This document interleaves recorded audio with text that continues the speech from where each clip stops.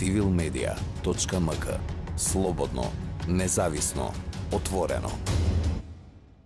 Повод за денешново интервју на Цивил е родовиот дисбаланс кај политичките партии, кој што е особено видлив за време на изборните процеси.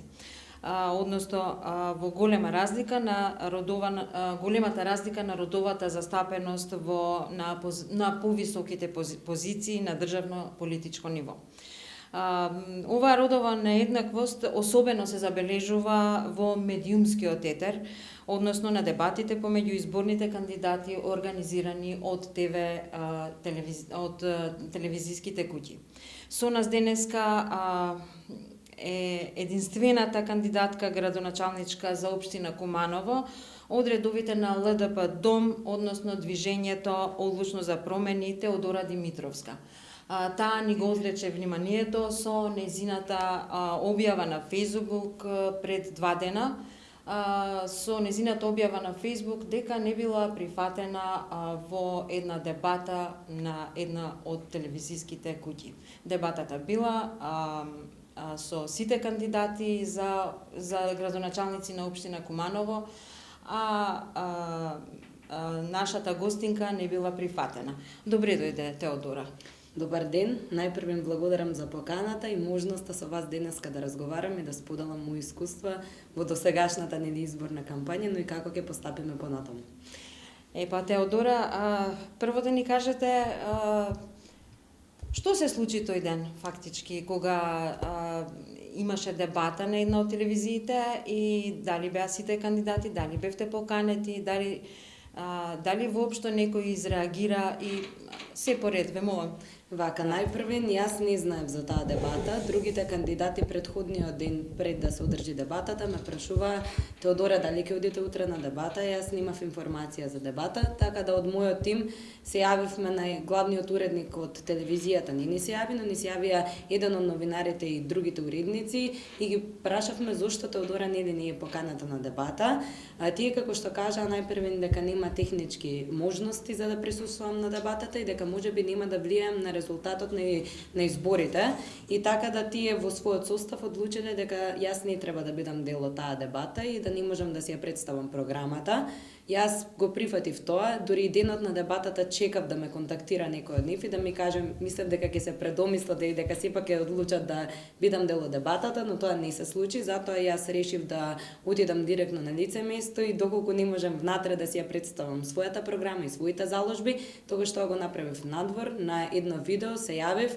Морам да се оградам себе си, јас телевизијата ја почитувам, мислам дека е значаен медиум, но тоа што го направи, јас најпрво сметам дека е некако напад на жените, но и на младите во политиката. Како тогаш ќе ги храбриме младите да бидат во политика, па и жените, кога не им даваме простор во медиумите? Мислам дека тоа не требаше така да се случи и не посакувам на никого од наредните кандидатки тоа да им се случи и да не бидат дел од некоја ТВ дебата и да се представат себе си и својата програма.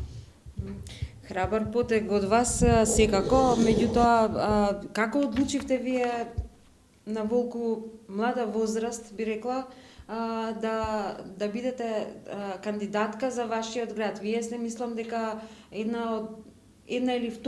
прва или втора кандидатка од плурализмот, од независноста на Македонија па до сега за Куманово, така? Така, јас сум втората кандидатка, во новиот век сум прва кандидатка и најмлада во историјата на, мислам дека Македонија. Куманово треба да биде среќен град, затоа што има млади кои што се уште сакаат да останат и да градат нешто подобро за својата локална заедница. Јас се одлучив со тоа што размислив многу малку и ја прифатив понудата. Мислам, Движењето одлучи дека јас сум вистинскиот представник за Куманово. Во првите неколку моменти ја не бев ни свесна, дури можеби првите неколку дена не бев свесна дека уствари јас се кандидирам за градоначалник, затоа што досега работев во цивилниот сектор и се занимавав со некои проекти, но ваков чекор досега немам направено.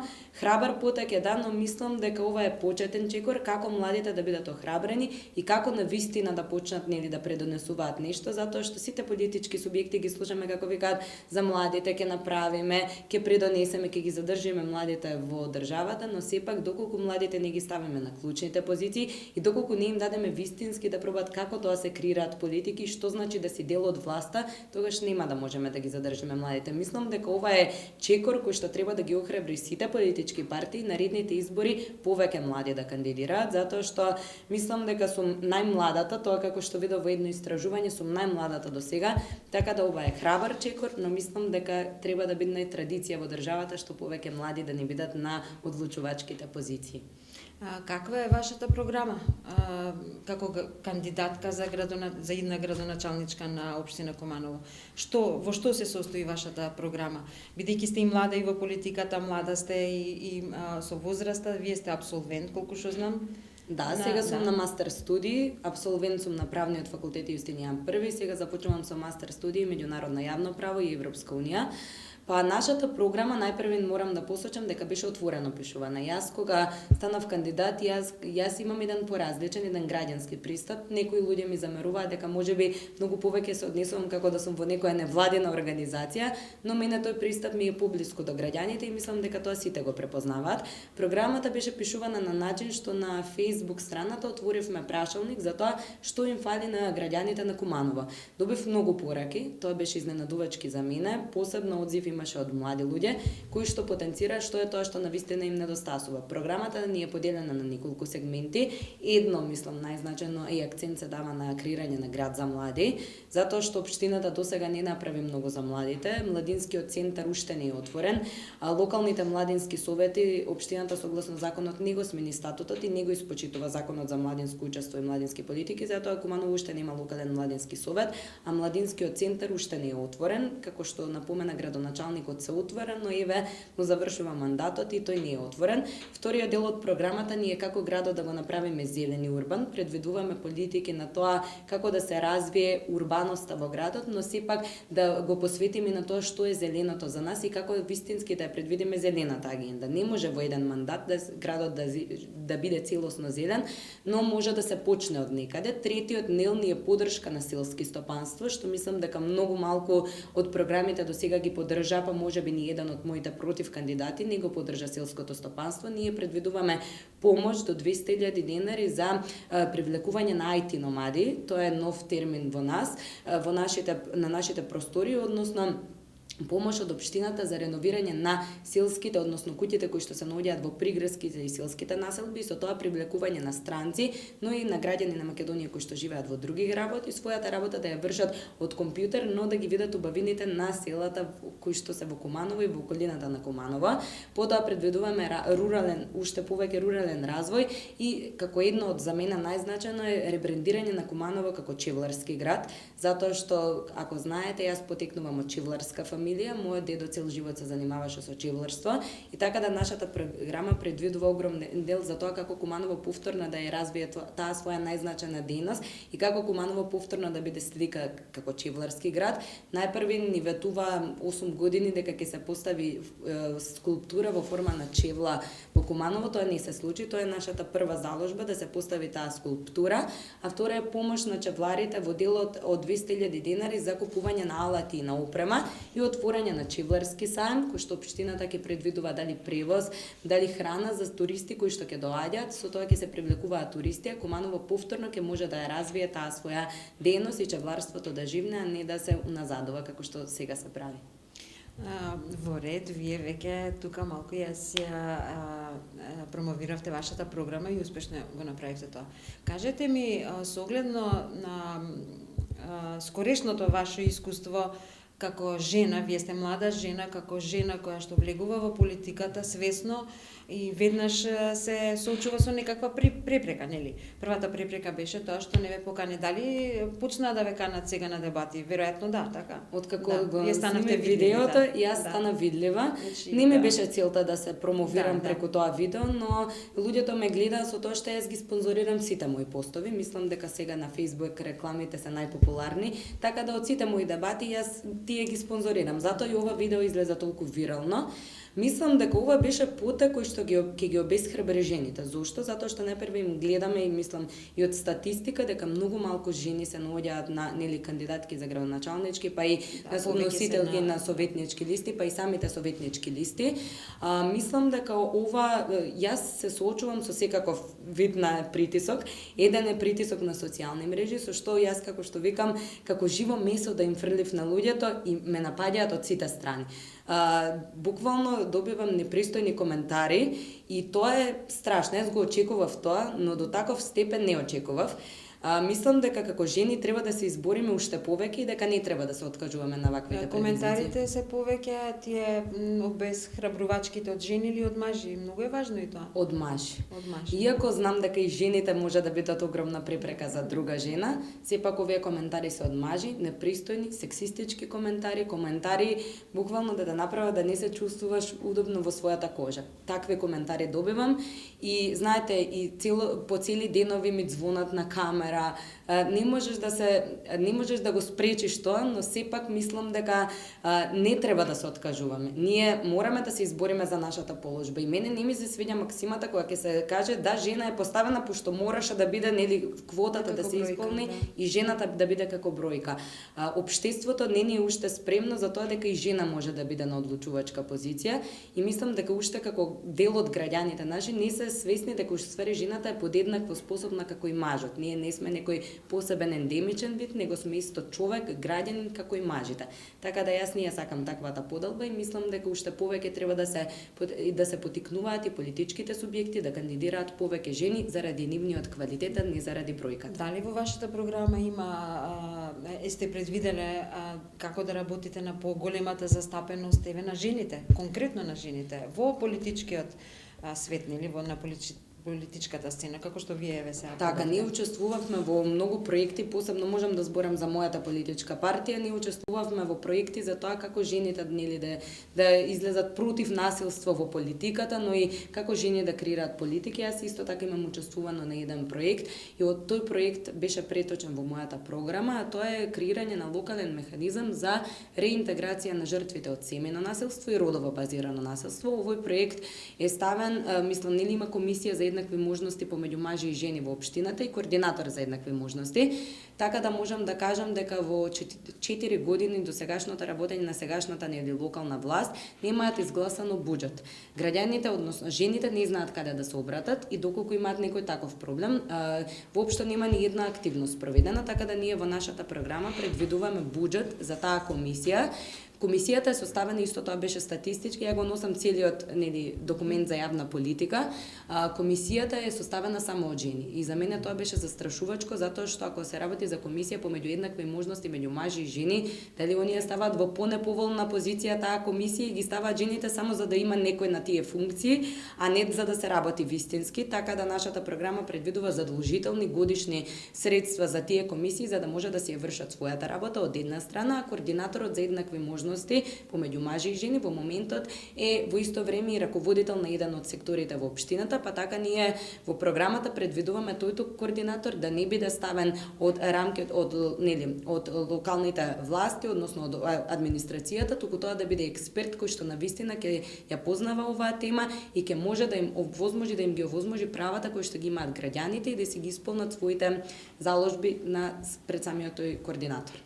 Да, каква е застапеноста на жените во секој поглед во Куманово и во политички и во социјален аспект кога се работи за позиции кои што носат одлуки на сега ве гледаме вас дека вие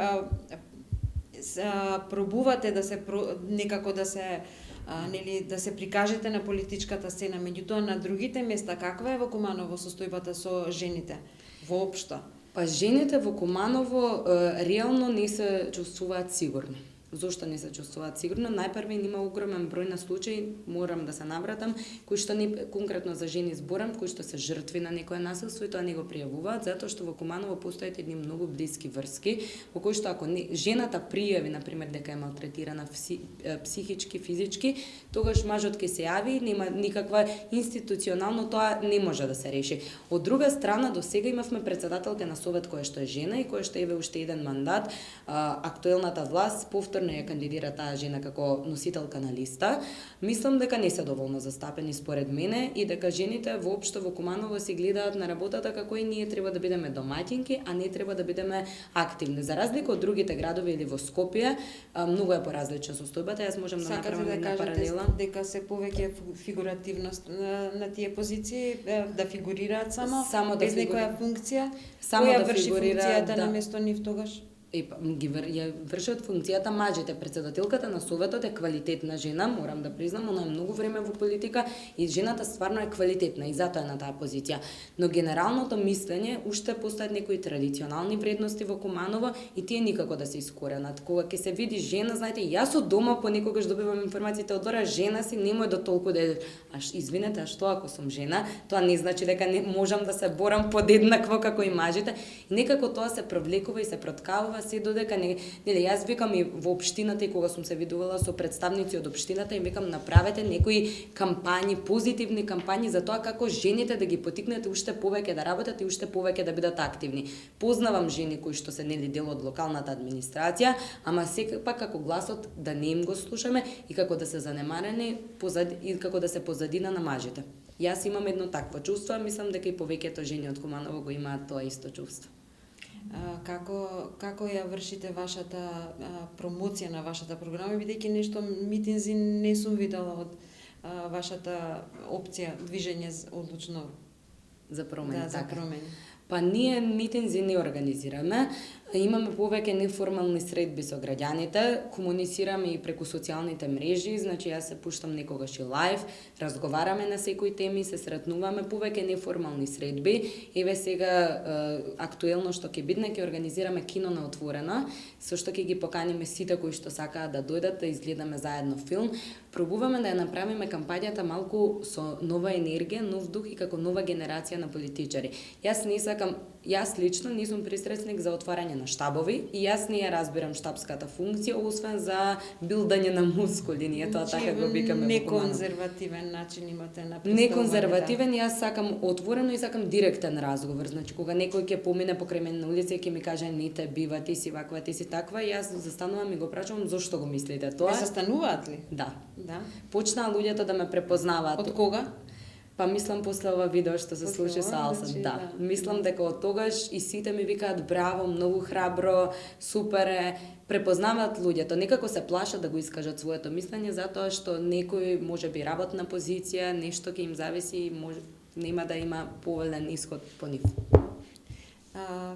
Јас ви посакувам успех на следните избори и како ви да исходот, мислам дека не треба да престанете, треба да продолжите исто така со охрабрување. Јас сметам дека ова е сепак храбар потек, тоа што вие направивте пред 2 дена. Тоа што вие добивате негативни пораки, односно навредувачки пораки, сексистички и какви се други, тоа не треба да биде пречка за вие понатаму да продолжите. Тоа напротив би требало да биде за жените, би требало да биде пример дека тоа се само зборови на крајот на денот и дека делата ќе останат. Како ќе ги охрабрите жените за понатаму за крај една ваша порака лична нека биде? Па, мислам дека жените сега имаат вистински пример да видат дека не треба да бидат исплашени, која генерација, да се која возраст, од која политичка партија да доаѓаат, како жени треба да бидеме обединети и да не мислат дека се недоволно способни, туку баш напротив, гласно да го кажат своето мислење и дека мислам дека на крајот од денот некој ќе ги слушне и ќе биде препознаен нивниот квалитет. Повеќе да се ценат себе си, да не забораваат за својата вредност и пред се да знаат дека они се квалитетни личности, квалитетни граѓани, образовани, со добра позадина, а не дека мора да исполнуваат некоја бројка или некоја си квота. Ви благодарам и на вас и јас ќе продолжа да бидам еден политички активист кој што ќе се залага и за правата на жените, и за младите, и за загрозените, маргинализираните групи, затоа што тој го правев досега. Се надевам дека пак ќе се дружиме и во друга прилика и дека ќе имаме едно убаво искуство после овие избори, да ви ги споделам сите мои искуства со тоа како и кои коментари ги добивав на социјалните мрежи. Ви благодарам многу што прифативте да бидете дел од оваа емисија денеска. Ви посакувам уште еднаш успех. Ви благодарам и на вас. civilmedia.mk. Слободно, независно, отворено.